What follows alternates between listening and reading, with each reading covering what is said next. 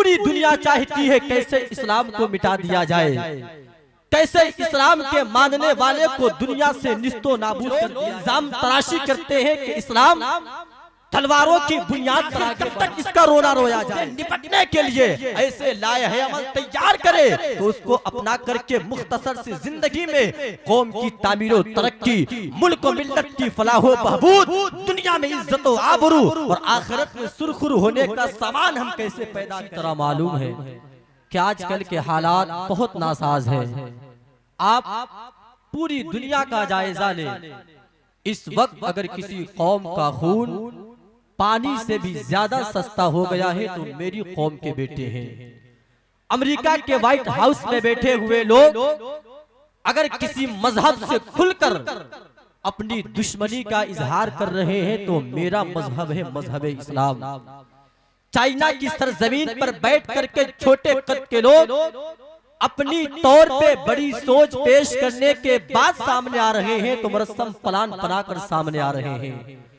पूरी दुनिया चाहती है कैसे इस्लाम को मिटा दिया जाए, कैसे इस्लाम के मानने वाले को दुनिया से निस्तो नाबूद कर दिया जाए, मगर उन्हें नहीं मालूम कि इस्लाम की फितरत में कुदरत ने लचक दी है, जितना ही दबाओगे उतना ही ये उभरेगा।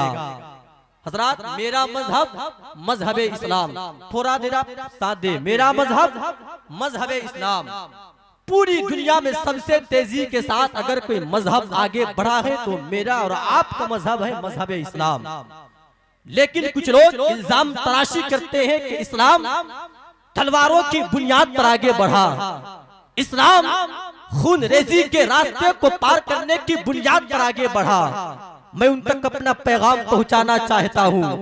मैंने आलम तसव्वुर में इस्लाम से पूछा, ऐ इस्लाम बता तू कैसे आगे बढ़ा? क्या तू तलवारों की बुनियाद पर आगे बढ़ा? क्या तू खंजरों की नोक की बुनियाद पर आगे बढ़ा? क्या तू खून रेजी के दरियाओं को पार करने की बुनियाद पर आगे बढ़ा? क्या तू घोड़ों की टापों की तादाद की बुनियाद पर आगे बढ़ा? क्या तू ऊंटों की कतार की बुनियाद पर आगे बढ़ा? ऐ इस्लाम तू कैसे बढ़ गया? ऐ इस्लाम तू पूरी दुनिया में कैसे फैल गया? एक और बात क्लियर कर दूं, क्या इस्लाम तू नमाज की बुनियाद पर आगे बढ़ा?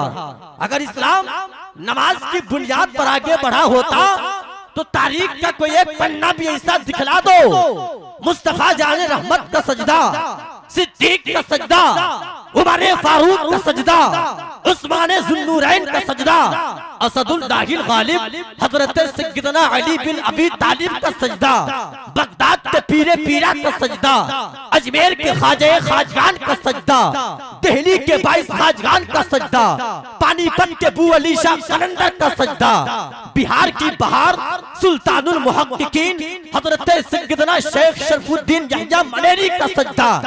एक भी सजदा मेरी निगाह से अब तक ऐसा नहीं गुजरा जिस सजदे को देखकर कोई काफिर इस्लाम लाया हो। अब कोई ये ना बोले हाफिज शमशीर ने सजदे की हैसियत घटा दी। मैं कहता हूँ नमाज का कोई रद्दो बदल बदला नहीं, नमाज पढ़ो ताकि तुम्हारी आखिरत दुरुस्त हो। लेकिन अभी तो सजदे की बात आई भी नहीं, हजरत सिद्दीक अकबर मुसलमान हो गए। तवज्जो, अभी तो सजदे की आयत आई भी नहीं, सैयदा खदीजतुल कुबरा नबी के दामने करम से वाबस्ता हो गई।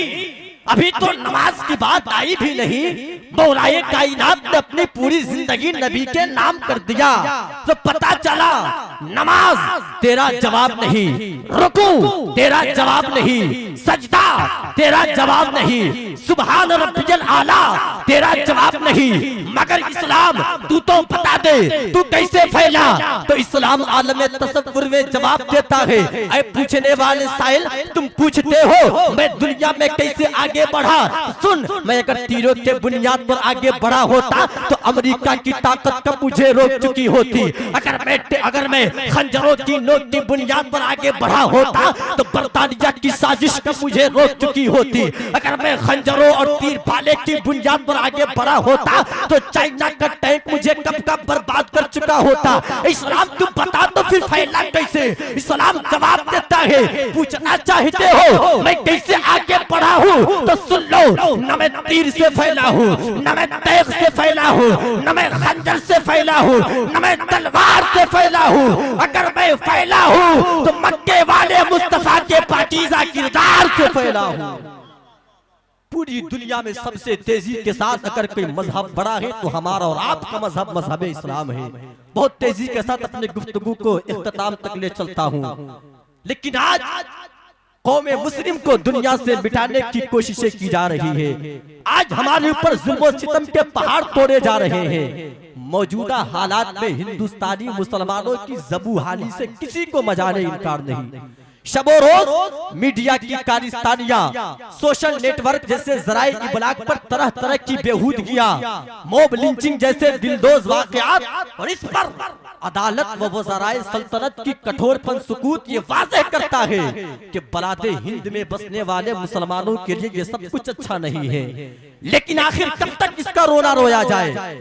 आखिर इसके मुताल्लिक कोई जामे मंसूबाबंद तरीके कार पर हम अमल क्यों नहीं करते? ये अपने आप में एक बड़ा सवाल है। कहा जाता है कि जब तक मर्ज का पता न लगे मुआलिज इलाज नहीं करता है। जब तक मर्ज का तशख्खुस न हो सके मुआलिज इलाज नहीं करता है। यही वजह है कि पहले मुतअद्दिद जांच लिखे जाते हैं, तब जाकर के उसका इलाज किया जाता है। बेआईन ही आज हमारी कौम भी ऐसी ही मोहलिक तरीन मर्ज का शिकार है कि जब तक उसकी शनाख्त न हो जाए इलाज मुमकिन नहीं है। लिहाजा हमें जरूरत है किसकी तरफ तवज्जो करे कि आज कौम मुस्लिम के इस अबतरी हालात के वजूहात क्या क्या है, और फिर उससे निपटने के लिए ऐसे लाए अमल तैयार करे तो उसको अपना करके मुख्तसर सी जिंदगी में कौम की तामीर तरक्की, मुल्क और मिल्लत की फलाह बहबूद, दुनिया में इज्जत और आबरू और आखिरत में सुरखुर होने का सामान हम कैसे पैदा करें। आखिरी बात बताते हुए अपनी गुफ्तगू को मैं खत्म करूं। एक दो पॉइंट मैं आपके सामने तेजी के साथ रख रहा हूँ। आज हमारी नाकामी का सबसे पहला सबब अगर कोई है तो दीन मुस्तफा सल्लल्लाहु अलैहि वसल्लम से दूरी है, और इसका हल यह है कि हम मुकम्मल तौर से दीन इस्लाम के साँचे में ढल जाए। दूसरा बड़ा सबब यह है, और ये बात इंतहाई तशवीशनाक है, कि आज तालीमी मैदान में मुसलमान तमाम अक़वाम से बहुत पीछे रह गया है। ये वक्त का कितना बड़ा अलविया है कि इल्म के हर शोबे को फैजाने शऊर से माला माल करने वाली कौम, फिक्र के हर उफक पर अपनी बरतरी का झंडा गाड़ देने वाली मिल्लत आज अपनी इल्मी व दीनी पहचान के लिए हैरान और परेशान है।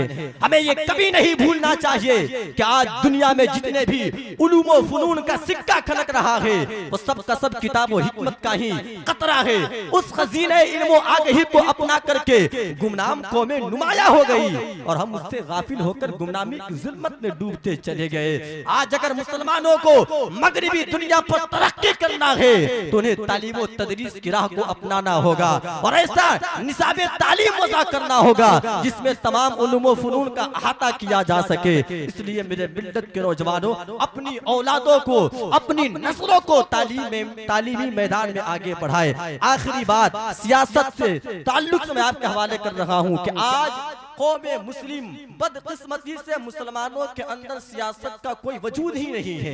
अल्लाह तबारक व तआला कलाम मुक़द्दस में इरशाद फरमा रहा है, वअदल्लाहु लदीना आमनू मिनकुम व अमिलुस सालिहाति लयस्तखलिफन्नहुम फिल अर्दि कमस्तखलफल लदीना मिन क़ब्लिहिम। अल्लाह इस आयत करीमा में हमें बता रहा है कि तुम्हें सियासत यानी खिलाफत के जरिए ताकत अता करूंगा और तुम्हारे खौफ को अमन में बदल दूंगा। जब अल्लाह तबारक व तआला अपने दीन की सरबलंदी खिलाफत यानी सियासत के जरिए फरमा रहा है तो आज कौम मुस्लिम सियासत से दूर क्यों है?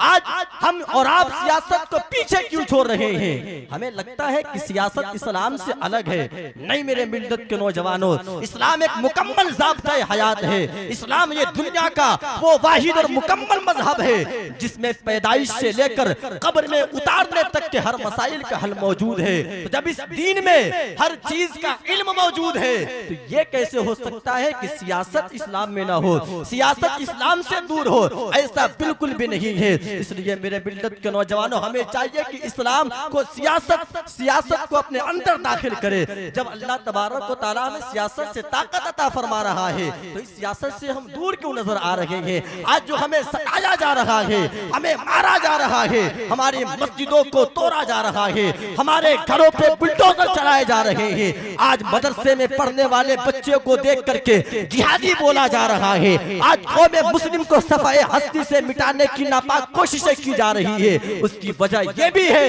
कि सियासत में आपका कोई वजूद नहीं है। निजामे दुनिया ताकत की पुजारी है, जब तक आप उससे बढ़कर के ताकत पेश नहीं करेंगे, आप पे जुल्म होता रहेगा, आपको सताया जाता रहेगा, आपको दुनिया से मिटाने की कोशिशें की जाती रहेगी। इसलिए मेरे आका सलाम के प्यारे दीवानों, अपने अंदर सियासत को कायम करो, अपने बच्चों को तालीम से आरास्ता करो, अपने मुआशरे में इत्तेहाद और इत्तफाक को कायम करो और शरीयत मुस्तफा को अपने दामन से वाबस्ता कर लो। जब ये सारी चीजें अपने जिंदगी में शामिल कर लोगे तो यकीनन आप दुनिया और आखिरत में सुरखुरु और सरबुलंद होते नजर आएंगे। अल्लाह की बारगाह में दुआ है कि हमसे बोलने में अगर कोई गलती हो गई हो तो तौबा करते हैं, अस्तगफिरुल्लाह रब्बी मिन कुल्लि ज़ंबि व अतूबु इलैहि, कलमे तय्यब पढ़े ला इलाहा इल्लल्लाहु मुहम्मदुर रसूलुल्लाह सल्लल्लाहु